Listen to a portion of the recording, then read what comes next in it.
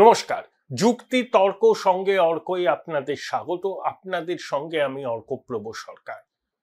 অভিষেক মানু সিংভি দিদিমণিকে আগেই সতর্ক করে দিয়েছিলেন যে সুপ্রিম কোর্টে রিভিউ পিটিশন দাখিল হলে সুরাহা মেলার সম্ভাবনা নেই বললেই চলে। কোনো দশমিকেও আসে না সুরাহা মেলার আশা। ঠিক যা অভিষেক মানু সিংভি বলেছিলেন ঠিক সেটাই ঘটলো সুপ্রিম কোর্টে। খবরটা সামনে এলো কবে? 19শে অগস্ট। কিন্তু 5ই অগস্ট সুপ্রিম কোর্টের বিচারপতি সঞ্জয় কুমারের চেম্বারে তার ব্রাদার জাজও ছিলেন।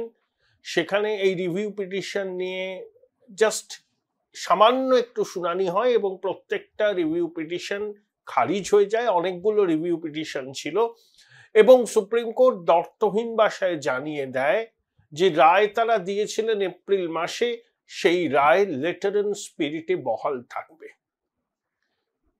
এবং এটা যে প্রাতিষ্ঠানিক দুর্নীতি সেটা সুপ্রিম কোর্ট আবার জানিয়ে দিল। এবং তারা যে কথাটা বলল যে ওয়েমার শিট না থাকা, তার মিরর ইমেজ না থাকা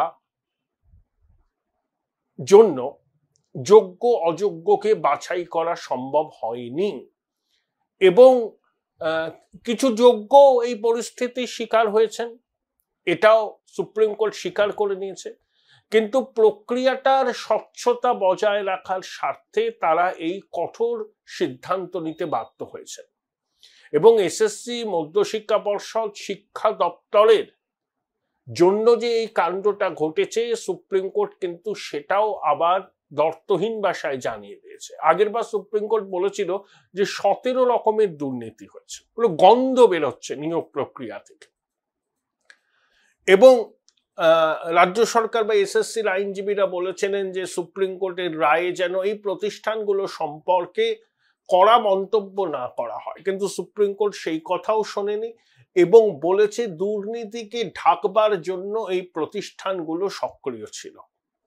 অর্থাৎ 2016 সাল থেকে যে এসএসসি নিয়ে যে বিতর্ক তার পরিসমাপ্তি হলো। এখন একটা কিউরেটিভ পিটিশন দাখিল করতে পারে যে জাজমেন্টের একটু নমনীয় হওয়ার জন্য। দেখুন, 7,000 শিক্ষক, অশিক্ষক, কর্মচারীকে তাদের বেতন ফেরত দিতে হবে, কারণ সুপ্রিম কোর্ট মনে করছে এরা কিভাবে নিয়োগপত্র পেয়েছিলেন, খালি খাতা জমা দিয়ে। প্যানেলের নিচের দিকে নাম ছিল, উপর দিকে উঠেছে, প্যানেলের বাইরে থেকে।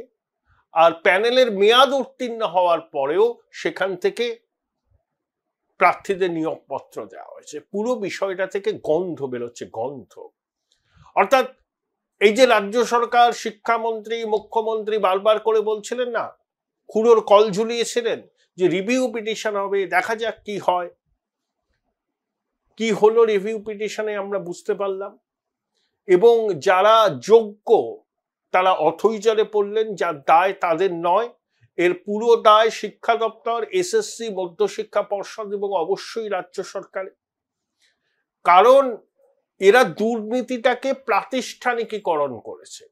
এই কথাটা আমরা বারবার করে বলেছি যে দুর্নীতির প্রাতিষ্ঠানিকীকরণ করা এই সরকারের টেনিওরের একটা সবথেকে উল্লেখযোগ্য বৈশিষ্ট্য।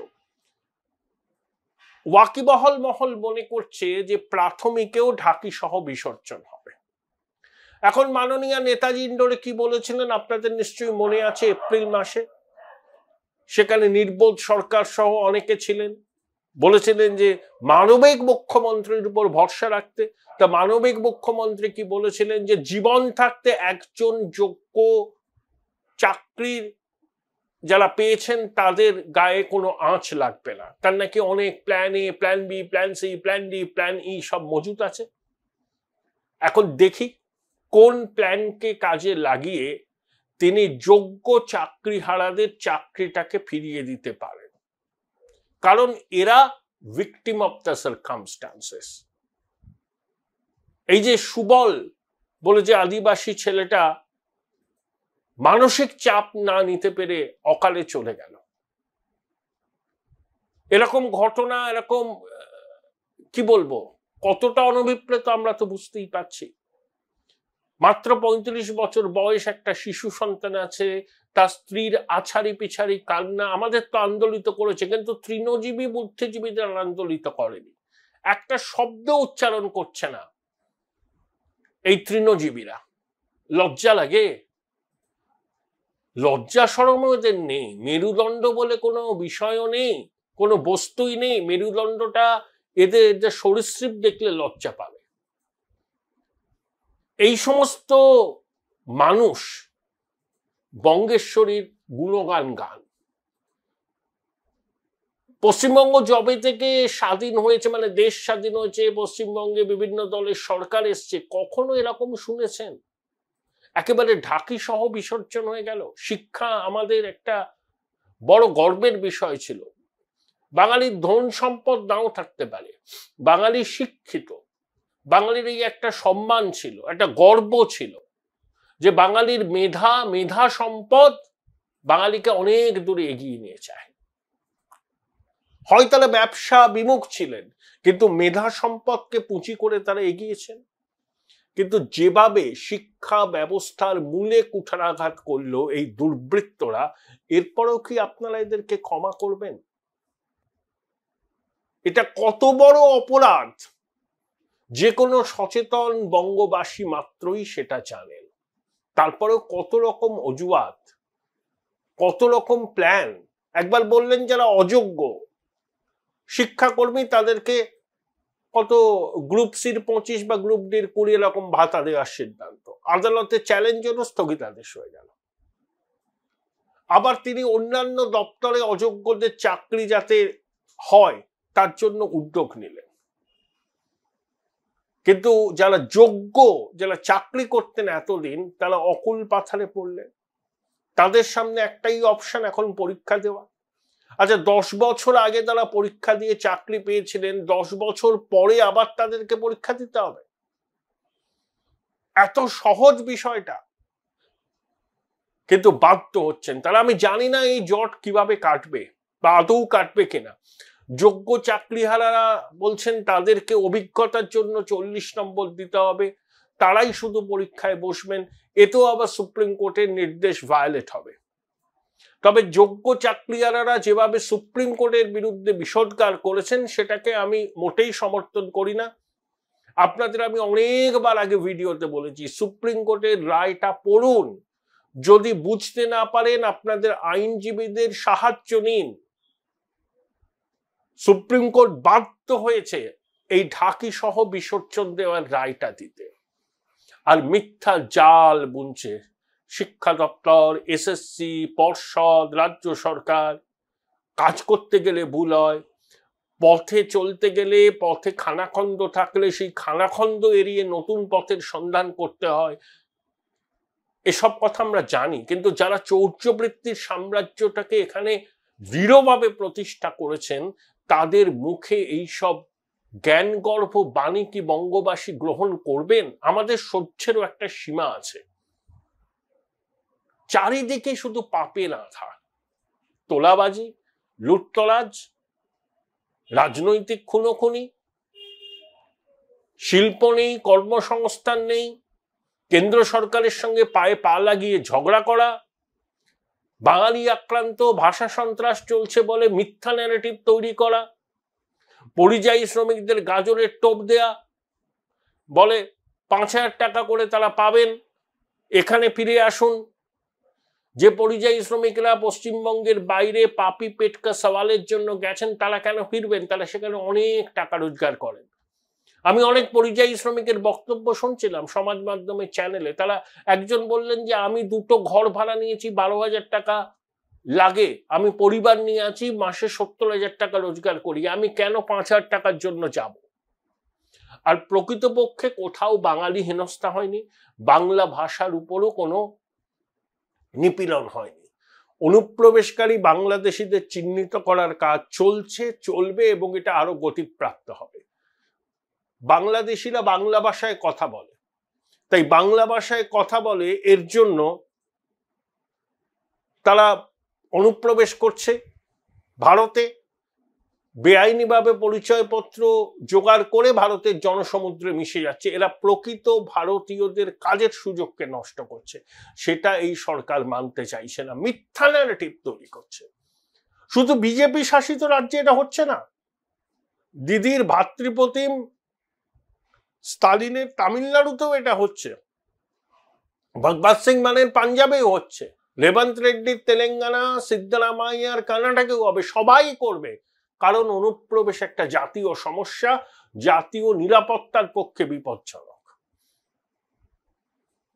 পশ্চিমবঙ্গ অনুপ্রবেশকারীদের স্বাগত জানাতে পারে বলে বিরোধীরা অভিযোগ করছেন, কিন্তু ভারতবর্ষের অন্যান্য রাজ্য তো অনুপ্রবেশকারীদের ঠাঁই নেই, এবং প্রধানমন্ত্রী বলেছেন তো জনবিন্যাস বদলে দেওয়া চক্রান্ত হচ্ছে। Join Indian Institute of Hotel Management now. Right choice, right decision. সেই জন্য উচ্চ ক্ষমতা সম্পন্ন কমিশন তৈরি হয়েছে। এই যখন পরিস্থিতি, দিদির বাঙালি আক্রান্ত, বাংলা ভাষা আক্রান্ত এই ন্যারেটিভ নো টেকার, তখন মরার উপর খাড়ার ঘা হিসাবে সুপ্রিম কোর্টের এই সিদ্ধান্ত, অর্থাৎ ব্যাপারটার পরিসমাপ্তি ঘটল এবং এক্সপোজ হয়ে গেল মিথ্যাচার। বঙ্গেশ্বরী, তার সাঙ্গপাঙ্গদের, তৃণজীবী বুদ্ধিজীবীদের, এসএসসি, বিকাশ ভবন, মধ্যশিক্ষা পর্ষদ, সবার মিথ্যাচারটা বেআব্রু হয়ে গেল। দুর্নীতিকে রীতিমতো ঢাকবার জন্য এরা চেষ্টা করেছে। কোথায় যে দুর্নীতি হলে সেই দুর্নীতির পিছনে কারা যুক্ত তাদের চিহ্নিত করে আইনানুগ ব্যবস্থা নেব, সেটাই তো দস্তুর, সেটাই তো রীতি হওয়া উচিত। তা না করে দুর্নীতিগ্রস্তদের বাঁচাতে এরা কতটা সক্রিয় ছিল সুপ্রিম কোর্টের রায়ে সেটা পরিষ্কার হয়ে গেছে। 17 রকম দুর্নীতির সঙ্গে যুক্ত ছিল এসএসসি। তাই এসএসসির পক্ষে আবার একটা পরীক্ষা নিয়ে সঠিকভাবে ফল প্রকাশ করা কি সম্ভব? আমার মনে ডাউট আছে। যারা আদালতে আবেদন করলেন তারা একটা কথা কেন বললেন না যে মাননীয় ন্যায়ালয়ের কাছে যে আপনারা আপনাদের তত্ত্বাবধানে এই নিয়োগ প্রক্রিয়াটা সম্পন্ন হোক? কারণ এসএসসি বা এই ধরনের প্রতিষ্ঠানের উপর আমাদের কি আর কোনো ভরসা আছে? ভরসা থাকতে পারে? ভরসা থাকার মতো কোনো যৌক্তিক কারণ আছে?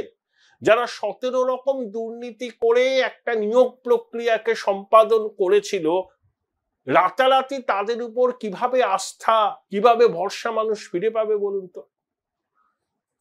এটা যদি আদালতের একেবারে প্রত্যক্ষ নজরদারিতে এই নিয়োগ প্রক্রিয়াটা হতো, যেটা হওয়ার কথা, তাহলে আমরা আশ্বস্ত হতাম।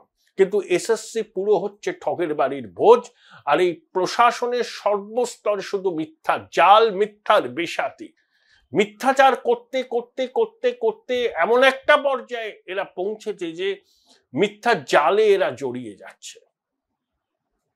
শুধু টুপি টাপা দিয়ে ভোট কুড়োবো, শুধু মানুষকে মিথ্যা আশ্বাস দেব, অযোগ্যদের বাঁচাতে আদালতে যাব, কিন্তু যোগ্য চাকরিয়ালদের চাকরি যাবে, বঞ্চিতরা পথের তুলায় বসে থাকবে। এটাই তো বাস্তব। আমি জানি না বঙ্গবাসী কিভাবে পুরো বিষয়টাকে দেখবেন। আমি তো আবার বলছি, জল মাথার উপর দিয়ে বইতে শুরু করেছে। এরা যে কাণ্ডটা করেছে, পশ্চিমবঙ্গের মানুষের সঙ্গে যে বিশ্বাসঘাতকতাটা করেছে, শিক্ষিত ছেলে মেয়েদের সঙ্গে যে বিশ্বাসঘাতকতা করেছে, এর কি কোনো ক্ষমা হয়? প্রতিবাদ তো জানাতেই হবে। আমরা গণতান্ত্রিক দেশ, গণতন্ত্রের সর্ববৃহৎ উৎসব হচ্ছে ভোট। সেই ভোটের মাধ্যমেই আমরা আমাদের প্রতিবাদটাকে নথিভুক্ত করতে পারি। এছাড়া কিন্তু প্রতিবাদের আর কোনো পথ নেই। প্রতিবাদ কিন্তু সচেতনতার ভাষা। সেই প্রতিবাদ যাতে হয় সেটা নিশ্চিত করার দায়িত্ব আমাদের বাঙালিদের। আর একটা বিষয় যেটা আমি জাস্ট প্রতিবেদনের শেষে আপনাদের বলি, এই যে খেজুরিতে দুজন মারা গিয়েছিলেন, সেটা নিয়ে বিস্তর জলগোলা হয়েছিল। মেদিনীপুর মেডিকেল কলেজে ময়নাতদন্তের রিপোর্টে বলা হয়েছিল বিদ্যুৎ পৃষ্ঠ হয়ে মারা গেছেন। কলকাতা হাইকোর্টের মাননীয় বিচারপতি দেবাংশু বসাকের বেঞ্চ বলেছিল এসএসকেএম হসপিটালে 3 জন চিকিৎসক আবার ময়নাতদন্ত করবেন। সেই ময়নাতদন্তের রিপোর্ট এসছে, মাননীয় বিচারপতি তীর্থঙ্কর ঘোষ সেই রিপোর্টটা দেখেছেন। তাতে চিকিৎসকরা বলেছেন বিদ্যুৎপৃষ্ট হয়ে খেজুরিতে দুজনের মৃত্যু হয়নি, অত্যাচার করে, নির্যাতন করে, মারধর করে তাদেরকে মারা হয়েছে। তাহলে মেদিনীপুর মেডিকেল কলেজ এইরকম রিপোর্ট দিয়েছিল কেন? অভিযোগ উঠছে যে স্থানীয় প্রশাসন এবং মেদিনীপুর মেডিকেল কলেজের যোগ সাজসে এরকম ভ্রান্ত ময়না তদন্তের রিপোর্ট দেওয়া হয়েছিল যাতে সবাইকে বিভ্রান্ত করা যায়। কিন্তু এসএসকেএম হসপিটালের 3 জন চিকিৎসক যে ময়না তদন্তের রিপোর্ট দিয়েছেন তাতে স্পষ্ট মেদিনীপুর মেডিকেল কলেজের দেওয়া ময়না তদন্তের রিপোর্ট সর্বৈব মিথ্যা। অত্যাচার করে, নির্যাতন করে খুন করা হয়েছিল দুজনকে। এই বিষয়টা জলও কিন্তু অনেক দূর করা।